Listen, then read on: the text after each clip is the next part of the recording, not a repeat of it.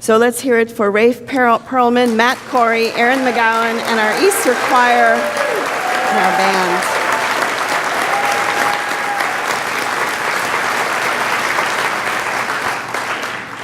So today we are celebrating the resurrection of life. We are celebrating the resurrection of the Son, the Christ presence, and we're also celebrating the resurrection of the sun that is in the sky. We are celebrating spring, and we celebrate the symbols of life and fertility by hunting for Easter eggs and eating chocolate rabbits, right? These are the symbols. These are the symbols that we use that note that life is returning to the land. Eostre, or Easter, was a Germanic goddess, and her name, and she was the goddess of the dawn. So we're at this new beginning. We have this light back in our lives. And the story of the descent and the resurrection, they're ancient stories that have been around for thousands of years.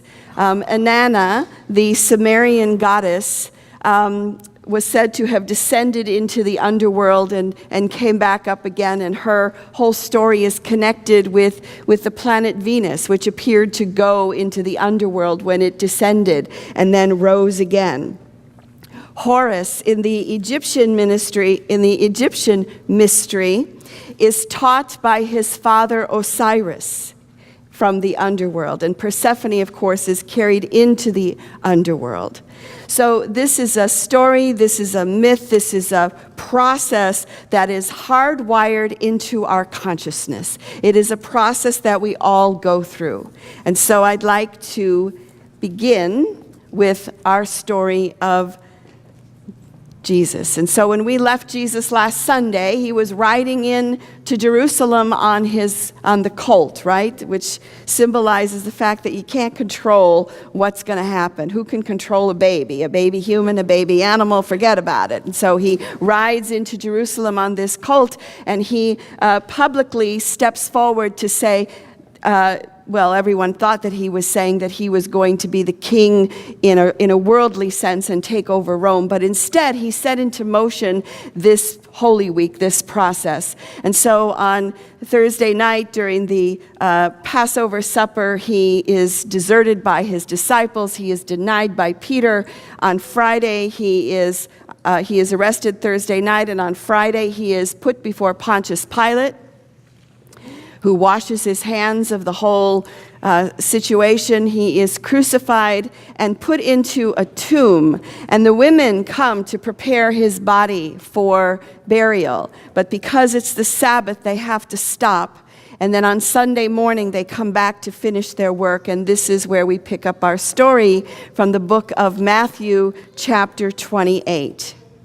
So after the Sabbath, at dawn on the first day of the week, Mary Magdalene and the other Mary went to look at the tomb. And there was a violent earthquake, for the angel of the Lord came down from heaven and, going to the tomb, rolled back the stone and sat on it. His appearance was like lightning, and his clothes were white as snow. And the guards were so afraid of him that they shook, and they became like dead men. The angel said to the women, "Do not be afraid, for I know that you are looking for Jesus who was crucified, but he is not here. He has risen just as he said. Come and see the place where he lay. Then go quickly and tell the disciples he has risen from the dead and is going ahead to you into Galilee, and there you will see him." So the women hurried away from the tomb, afraid yet filled with joy, ran to tell the disciples, and suddenly Jesus met them. "Greetings," he said. And they came to him, clasped his feet, and worshiped him. And Jesus said, "Do not be afraid. Go and tell my brothers to go to Galilee, and there they will see me." So this is one of many of the accounts in the Gospels of the resurrection of Jesus. And so he crosses the threshold from death back into life. At the Lord's Supper, he said to the disciples, "In my Father's house there are many rooms, and if it were not so, I would have told you, and I go to prepare a place for you." So what Jesus did is he crossed over into the other side, and then he crossed back, as if to say, that there is more to life than meets the eye. There is life after life after life.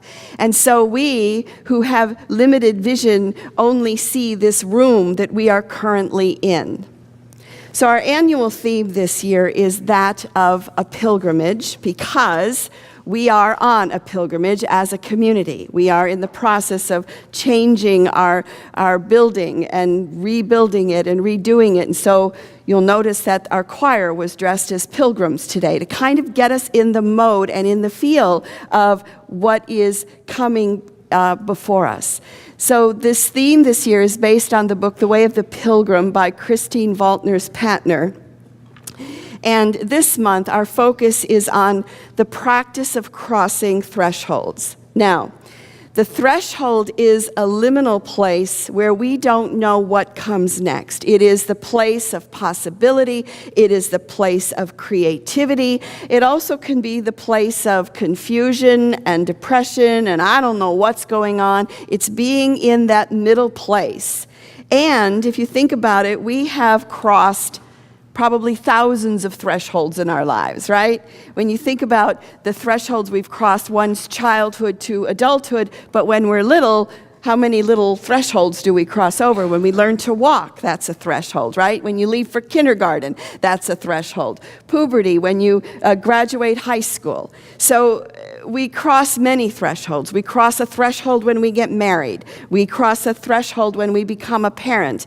We don't know what we're doing when we're parents, right? We're in this question. We're like, what am I going to do with this baby? I've never raised a child before. We cross a threshold when we move to a new location. We're in that in-between place, like where's the grocery store? I'm not sure where anything is. We cross a threshold when we change our jobs, learning new people and systems. We cross a threshold when we become unemployed, right? That's another threshold. Or retire, or become a grandparent. That's a whole new threshold that one crosses. And of course, probably the biggest thresholds that we cross are birth, when we enter into this world, and death, when we cross out of it. And so many of these thresholds are easy to see, such as a wedding or a graduation. And I think it's important that we stop and celebrate these thresholds with a ritual or some acknowledgement, because otherwise they can just kind of slip by us unseen. We also have inner thresholds, and these inner thresholds lead us to transformation and resurrection. And that is not always so easy to see from the outside. It's like the poem that Scott read about the image of winter, right? When it's winter, there's seeds and buds about to burst, and we may not see them, but they're ready to come forward. And so it is when we're going through a deep change. We may not see it from the outside, but something is stirring and something is percolating. And like the poem that said, and all of a sudden spring is here and you can't not see spring. And so it is when changes come upon us. Sometimes it just seems to come out of nowhere, and yet it was cooking all the time. So Jesus also crossed many thresholds in his life. When he was in the desert and he was tempted by Satan, he was crossing a threshold. When he rode the colt into Jerusalem, he crossed a threshold. When he was crucified, he was crossing a threshold. And when he resurrected. And again, the message is there is life after life after life after life. Yet, why is it then, when someone we love dies, we can't see them, we can't talk to them, we can't get a postcard from them, right? It's like they're somehow gone. How many of us, when you've lost a loved one, have said, come back, wake up, resurrect, that we have called that, trying to turn time back, if you will. But the thing is that when we incarnate into these bodies, for some reason we can only see what is right in front of us. as Jesus said, in my Father's house there are many rooms. Somehow we can only see in this room in which we are in, yeah? We don't see into the other rooms and into the other dimensions. And it's as if there's a veil that separates us from the other world. And since we can only see what is in front of us, sometimes we believe, many times we believe, that this is all there is. It's like horses with blinders, right? They put blinders on horses so they don't get spooked, so they're not looking off in different directions, but they're only looking in front. And so it is when we're born. It's as if we have blinders, and we can only see this. We see this reality. And so we begin to believe that this is all there is. We begin to believe that because we look separate, that, well, maybe we are separate. But the truth is, we are connected to the divine, and we are connected to each other. There are many songs that have been written about this. Yeah? What did the Doors sing, "Break on through to the other side"? Yeah? Or Joe Walsh, I love his song where he says, "Sometimes I can't help but feeling that I'm living a life of illusion. And oh, why can't we let it be and see through this hole in this wall of confusion?" So we've stepped in, and this veil has come over us, and so we live what appears to be separate lives. So the question that I have for you today is, how do you pierce the veil, and when is it the most thin? So it's been said that All Hallows Eve, the veil is thin between the two worlds, or perhaps the equinoxes or the solstices.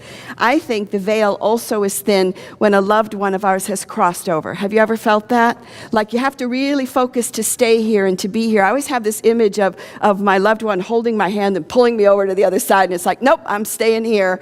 And so you need to be a little conscious, because I know when my mom died, I came very close to being in accidents, because I wasn't fully here. I wasn't being present. And I think the veil is thin when someone crosses over, especially new. There's synchronicities that happen. Yeah? Have you ever had that where you feel like you're getting a message from the other side, or you can feel their presence even though physically they're not? Perhaps it comes in the form of a dream. I think another way that we pierce the veil is through spiritual practice. I think our spiritual practices are so important.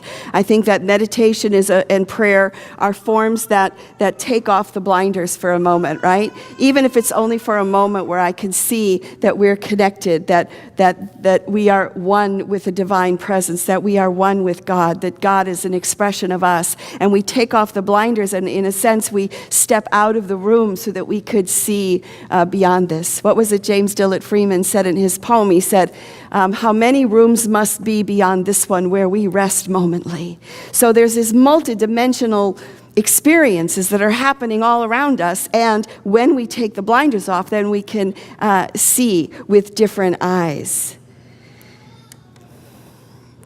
So Jesus crossed the threshold into the underworld. Now, when I look at the scripture, I actually don't see, there's some references in Acts and stuff that maybe he went into the underworld, but where we get this is from the Apostles' Creed, which apparently was written in 340 AD. And those of you who are from more traditional Christian backgrounds remember the Apostles' Creed, right? That on the third day he descended into hell, or he descended into the dead, and on the third day he rose again. So what does this mean to descend into the underworld? Because the truth is that we too cross this threshold when we have a shock or a major change in our lives. And what happens in this threshold is that it is the liminal space, it is the in-between place, right? Ever been there? Been there over and over and over again, right? And as a community, we're going to be entering into the liminal space. When we're in our temp space, we'll be like this caterpillar that's about to become a butterfly. And I know that that's like the major normal picture for what's happening here, but it's so potent. It's amazing. So I was reading the Scientific American about what happens to a caterpillar when it becomes a butterfly. And when it's in the cocoon, it literally digests itself and it becomes goo, so that if you open it up, you get like caterpillar soup. You get this really gooey thing. But even while it's digesting itself and it's turning into this goo, at the same time, a highly organized group of cells known as imaginal discs are in the process. What's an imaginal disc? So an imaginal disc holds the picture of what does the eye look like? What do the wings look like? What do the antenna look like? So it's holding the blueprint, it's holding the image of what the caterpillar is going to become. So it's there even in the goo. So when you are in the goo, when you are maybe like in this threshold and you're like, I don't know what's going on, I don't know which way to go, know that in the goo there is an imaginal disc. And this imaginal disc is holding the imprint for you for your highest and best self. And you may not see it, you may not know what it is, but you're listening to the inner voice, right? You're unhappy with the way things are, and so you know there needs to be a change. And so the imaginal disc, again, is holding that Christed essence of who we are. That Christed essence, which is resurrected in us. Charles Fillmore, co-founder of Unity, said it this way: Jesus brought his body under the mastery of his mind. We must rise to the conscious realization that every thought of mind, every atom of body, every molecule of being, and every function of nature and every force is divine, and that all of these do and shall vibrate to the harmonies of spirit. This is resurrection.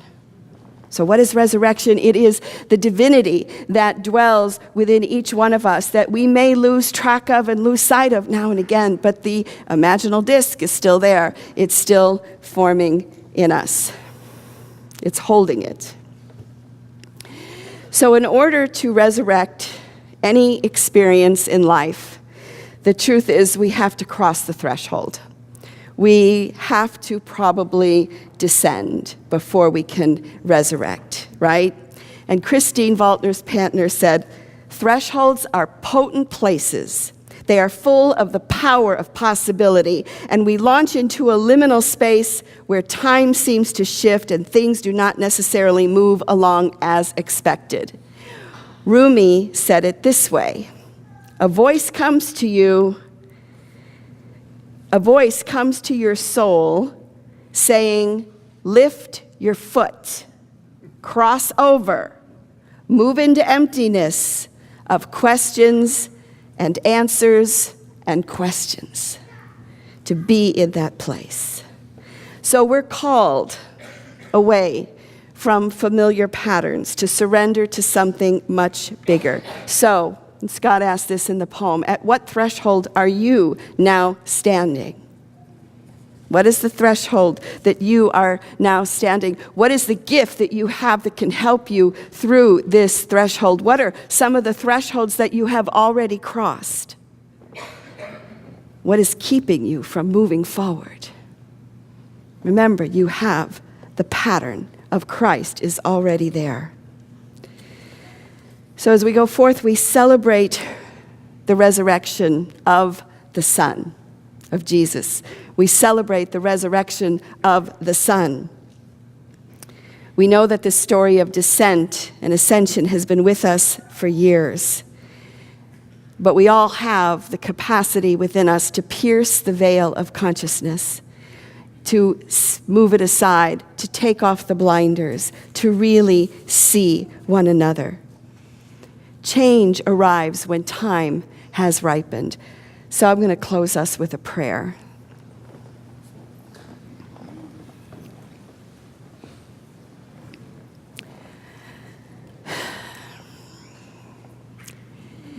So where are you right now in this whole process of a threshold?